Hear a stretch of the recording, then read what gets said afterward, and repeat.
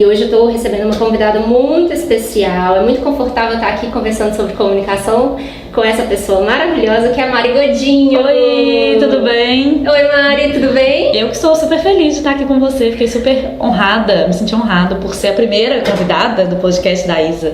É o piloto desse podcast. A gente vai falar sobre um assunto que nós duas amamos. Com certeza. Que é comunicação e marca pessoal. Sim, que foi o que nos uniu. Que foi o que nos uniu. E aí, Mari, queria que você contasse para as pessoas que estão nos ouvindo quem é você, Mariana Godinho. Bom, eu sou fonoaudióloga, eu formei em 2009 e comecei a atuar com treinamentos em diversas áreas.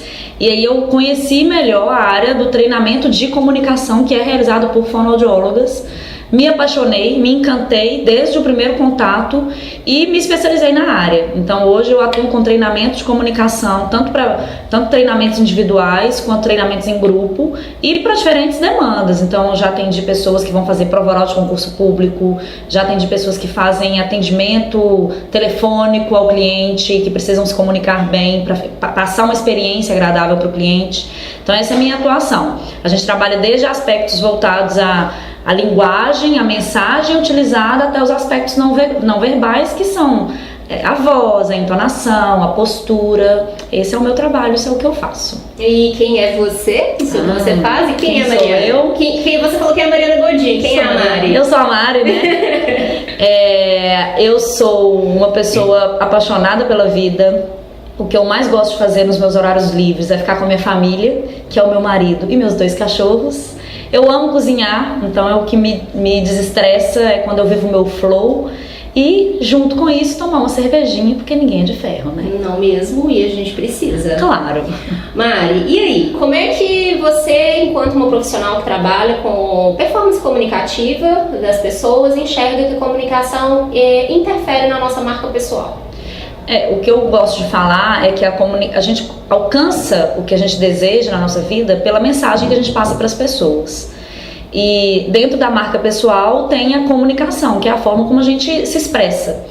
E muitas pessoas acabam não se preocupando com isso e se preocupam simplesmente, por exemplo, ou só com a aparência ou só com atitudes e esquecem a parte da comunicação.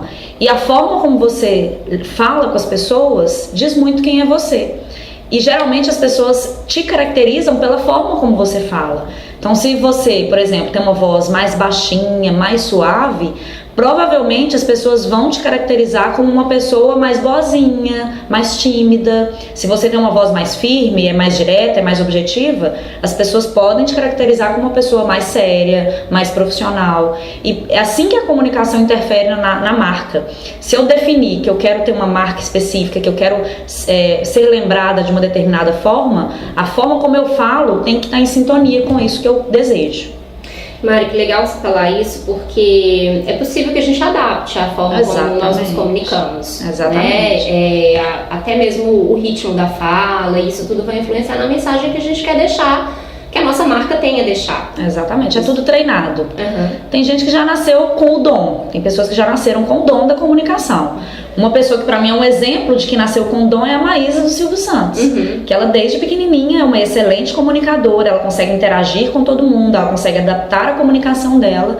Quem não nasceu com esse dom, provavelmente nasceu com outros vários dons. A comunicação é uma habilidade que pode ser desenvolvida também. Então você deu um exemplo bom, que é, por exemplo, a velocidade de fala. A pessoa que fala mais rápido, que tem um ritmo mais acelerado, a imagem que ela passa é que ela está com pressa, é que ela é mais acelerada, às vezes um pouco mais impaciente. Se isso é incompatível com o que ela quer transmitir, existem técnicas que a gente consegue trabalhar para que ela consiga reduzir a velocidade de fala nos momentos em que ela desejar. Porque o que é o bom comunicador?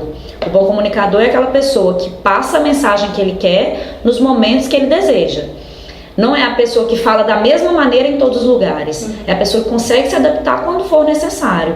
E o exemplo da velocidade de fala é ótimo para isso, porque em uma situação em que ele precisar passar um pouco mais de calma, de tranquilidade, de serenidade, ele vai conseguir reduzir a velocidade de fala. E nas outras situações em que não é necessário ter necessariamente essa imagem, ele consegue manter o padrão de fala dele.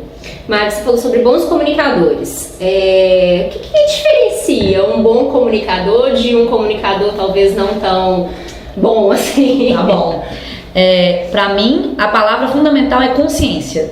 É o nível de consciência que a pessoa tem da comunicação não verbal dela. Enquanto a pessoa não presta atenção nisso, tudo que ela faz é de forma inconsciente. Então, muitas vezes, ela fala muito né no meio da fala dela, sem perceber. Não é mais. Sou assim. Já foi um dia. Ela fala muito né na fala sem perceber, ou ela utiliza uma postura muito caída e ela não percebe isso, ou o tom de voz dela é muito baixinho e ela não percebe. E tudo isso vai gerando uma imagem. O bom comunicador é aquele que tem consciência. É aquele que fala baixo, quando ele quer falar baixo, ele sabe que ele está falando baixo. É aquele que consegue reduzir a velocidade de fala quando ele quer e mantém uma velocidade de fala reduzida. É aquele que mantém uma postura ereta e adequada quando ele sente a necessidade disso e mantém a postura. Então a diferença de um bom comunicador para um mau comunicador é o nível de consciência que ele tem sobre o que ele está fazendo com a comunicação dele. Se o que ele está fazendo está apropriado, adequado ao objetivo dele ou não. Exatamente. Eu falo muito, nesses casos, de personagens. A gente interpreta personagens da nossa vida. E esses personagens têm que ser conscientes. Então, por exemplo, quando você está num domingo à tarde, com seus amigos, num bar, batendo papo, você interpreta aquele personagem. Você faz brincadeiras, você fala de maneiras diferentes, você utiliza vícios de linguagem, você está com uma postura mais relaxada. É diferente do personagem que você interpreta, por exemplo, quando você está numa reunião com o seu líder, ou com um cliente, ou uma entrevista de emprego, por exemplo. Você entra dentro de um personagem diferente daquele. Esse é o bom comunicador, que consegue se adaptar de forma consciente de acordo com a situação que ele vive. Legal você falar isso, Mari, que aí eu vou entrar um pouquinho nas questões de marca. Essas adaptações que a gente faz aqui é o que realmente importa na hora que a gente vai definir qual posicionamento que a gente vai ter, e não só o posicionamento da nossa marca, mas o nosso posicionamento diante de alguma situação, de alguma questão, às vezes até polêmica. Essas pequenas adaptações, essas interpretações de personagem é que vão dar o tom do que a gente realmente quer. E aí lembrando que isso está sempre alinhado a um objetivo. Se a gente tem um objetivo que é mais profissional, então as minhas estratégias, o meu posicionamento e esse alinhamento até da forma como a gente se comunica e da imagem que a gente vai usar é que vai realmente concretizar aquilo e alcançar o que a gente quer. E que é o que realmente importa na hora de uma estratégia de marca. E é muito legal você ter falado sobre isso, porque essa consciência de que a gente interpreta personagens e que isso não tem nada de errado, que a gente não está mentindo sobre aquilo que a gente realmente é muito importante. Mas aí também tem a questão de isso ser adaptado de acordo com aquilo que faz sentido pra gente, que tem a ver com os nossos valores, que tem a ver com as nossas características e os nossos adjetivos, que é o que, enfim, o que a gente realmente fala, que a marca tem muito mais a ver com o que as pessoas falam de nós do que quando a gente não está presente do que o que a gente pensa. E são os adjetivos, é aquela velha história. Qual é a primeira impressão que você teve da pessoa? Exatamente. Então, muito legal você ter pontuado isso. A gente vê muito, eu escuto muito falar isso, assim, que a pessoa tem que ser ela mesma, que a pessoa tem que, não tem que interpretar, que não tem que ter máscaras. E eu sou totalmente a favor. A pessoa tem que ser o que ela quer ser. Sim. Né? Ela pode ser o que ela quiser. Exatamente. E a partir do momento que existe algum personagem que para essa pessoa é muito difícil de ser interpretado, é porque tem algum erro nas escolhas dela. Sim. Ou no personagem que ela escolheu, ou na situação que ela está exigindo que aquele personagem seja utilizado. Não sei se você já ouviu falar isso, mas é comum dentro das empresas. Tem algumas empresas que definem, por exemplo, o dress code. E aí tem pessoas que não se sentem confortáveis com aquele dress code. Sim, porque não tem a ver com ela. Porque não tem a ver com ela. Aí o que eu falo é, provavelmente, não é simplesmente o dress code que te incomoda. Porque o dress code faz parte de uma cultura dentro da empresa. Provavelmente existem outras coisas dentro dessa empresa que também te incomodam. Por exemplo, se a gente for usar como exemplo um escritório de advocacia, o escritório de advocacia exige, por exemplo, do advogado que ele tenha uma comunicação mais formal, que ele tenha um tom de voz mais grave e ao mesmo tempo que ele utilize uma roupa mais formal. Sim. Provavelmente, se ele se incomoda com essa roupa mais formal, ele vai se incomodar também com a comunicação que é exigida dele naquela situação. Então o que eu falo é provavelmente a escolha dele de atuar em um escritório de advocacia que está inadequada. Sim. Aquilo não combina com ele. Eu falo muito isso, assim, e a gente tem que ser feliz, né, Isadora? Tem. Se tem alguma coisa na minha vida que tá me deixando infeliz, não são as outras pessoas que tem que mudar isso pra mim, sou eu que tenho que escolher o que eu quero. Então é a mesma coisa da comunicação. Você tem algum aspecto de comunicação que é muito difícil da pessoa adaptar e ela acaba falando, não é algo que eu quero, é porque a escolha que ela fez para interpretar aquele personagem também não está muito alinhada com quem ela realmente é. Isso tudo que você falou, eu acho que tem muito a ver com autoconhecimento. Então, esse exemplo que você deu aí da advocacia, por exemplo, é realmente uma profissão extremamente formal, é uma área extremamente formal e ela requer que seja assim. Por uma razão de credibilidade, de confiança, de tudo que tem a ver a relação com as pessoas que precisam contratar um advogado, um escritório, enfim. E é muito importante a gente se autoconhecer, entender quais que são as nossas habilidades, quais que são aquilo que a gente realmente precisa melhorar. E quando a gente entende quais são as nossas habilidades, quais são os nossos valores e o que a gente realmente gosta, fica fácil até da gente definir a carreira, definir aquilo que a gente realmente quer fazer. Exatamente. E aí, claro que a gente entra numa questão um pouco conflituosa, porque a gente no Brasil escolhe a carreira ainda muito novo. É muito cedo, você precisa definir ali com 17, tem gente que é 16, 16, 17, 18 anos, aquilo que você quer seguir pro resto da sua vida. Você precisa identificar no Enem qual que é a profissão que você quer ter daqui 4, 5 anos. Não é bem assim. A gente sabe que não funciona dessa forma. E aí vou contar um pouquinho minha experiência pessoal. Eu me formei em publicidade, escolhi publicidade na época, lá nos meus 17, 18 anos, nem lembro mais, já faz tanto tempo. e era aquela profissão que eu realmente achava que tinha muito a ver comigo. E eu nunca atuei numa agência de publicidade. E por quê? Realmente não me sentiria à vontade numa agência de publicidade. Não porque as pessoas não tenham a ver com aquilo que eu realmente gosto, eu sempre gostei de coisas criativas, eu sempre gostei de arte, de estética sempre foi importante pra mim. Mas não é realmente o meu perfil de trabalho, tá ali inserido naquela cobrança o tempo inteiro de a criatividade precisa vir aqui agora, e a gente sabe que o processo criativo não é assim, ele não acende a lâmpada igual é representado, né? A lâmpada representa uma mente brilhante, uma ideia brilhante, a ideia brilhante não vem assim, às vezes ela vem quando você tá dormindo, às vezes ela vem quando você tá sentado na mesa de bar, e é assim que funciona. Mas o que a gente pode extrair disso? Então, ok.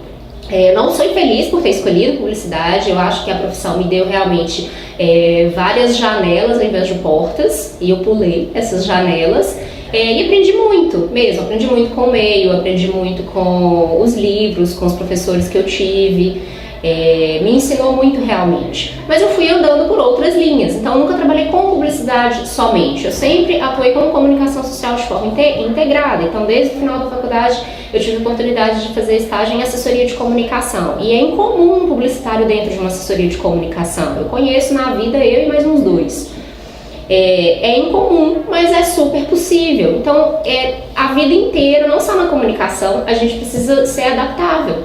A gente precisa se adaptar a várias questões. E o que a gente pega de aprendizado disso? O que a gente pega dessas oportunidades? Eu tô falando tudo isso porque é muito comum a gente ver pessoas reclamando da vida e da carreira que elas escolheram, mas o que elas estão fazendo? Exatamente. Para dar o próximo passo? Se aquilo realmente não te faz feliz, mas você precisa daquilo, porque aí a gente entra em questões financeiras, enfim. O que você pode fazer para adaptar e o que você pode extrair de possibilidade nisso que você está fazendo, que talvez não é o objetivo final, mas como que você está usando isso para ser um trampolim? Então, eu acho legal as pessoas terem essa reflexão. Exatamente. E é assim em tudo na vida, é assim na comunicação, é assim nas escolhas, é assim na profissão, é assim na escolha da roupa que você vai usar hoje. Então, muito legal a gente ter entrado por essa vertente aí do assunto de hoje. Como a gente ministra muito treinamento em empresas, por exemplo, a forma de atender o telefone, a gente está muito inserido na experiência do cliente.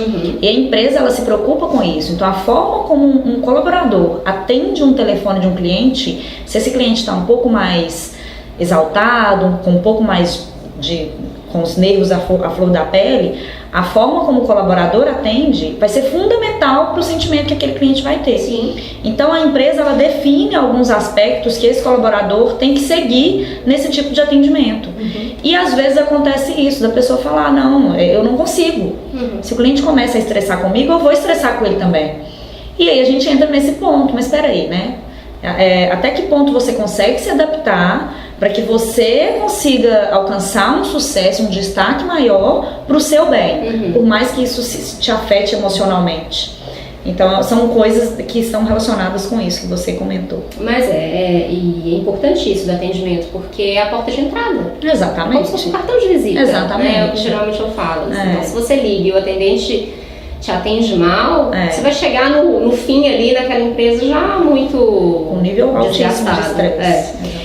Mari, e aí? Existe fórmula para se comunicar bem? Ai, que legal. Uma receita de bolo, né? As pessoas adoram receita de bolo. Adoram, Não só as pessoas, a gente também adora receita de bolo. A notícia ruim é que não existe uma fórmula pronta. A fórmula a primeira coisa, você tem que definir o que você quer. O que você deseja, qual que aí a gente até utiliza ferramentas de coaching, né? Onde que você quer chegar, o que você deseja, o que é compatível com você.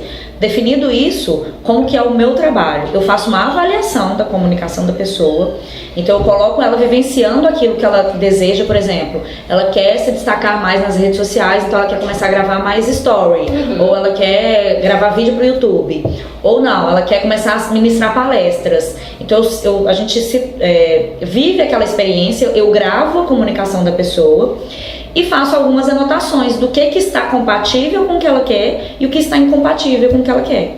Então, por exemplo, se ela quer se destacar fazendo palestras, a gente sabe que palestra que é aquela coisa monótona, mesmo tom de voz, que não tem nenhuma interação, são as palestras que a gente acaba ficando com sono no meio da palestra.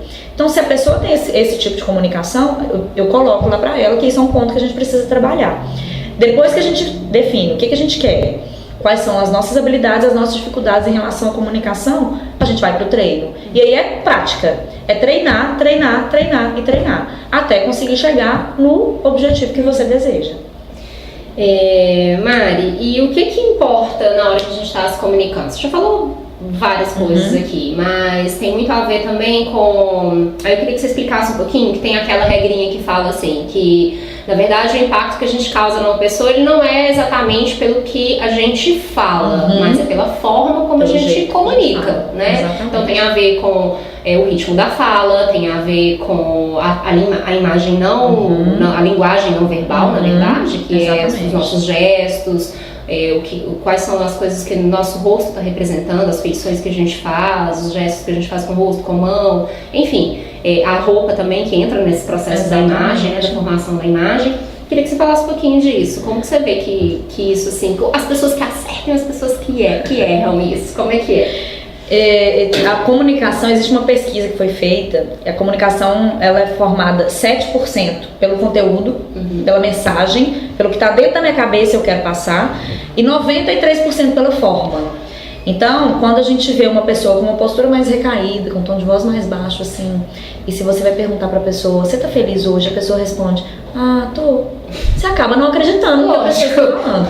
Isso é um exemplo claro de como que o não verbal representa muito mais na cabeça das outras pessoas. E o que é esse não verbal? É a voz que você utiliza, é a pronúncia correta de todas as palavras, é a melodia, é a entonação, né? A melodia é chamada de entonação. A entonação é quando a gente tá feliz, a gente fala mais assim. Quando a gente tá mais sério, a gente fala mais assim. Isso é entonação. Então olha como que a sua entonação tem que estar compatível com a mensagem que você quer transmitir.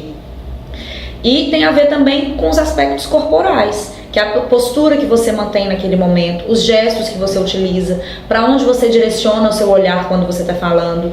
Geralmente os tímidos, eles direcionam o olhar para baixo.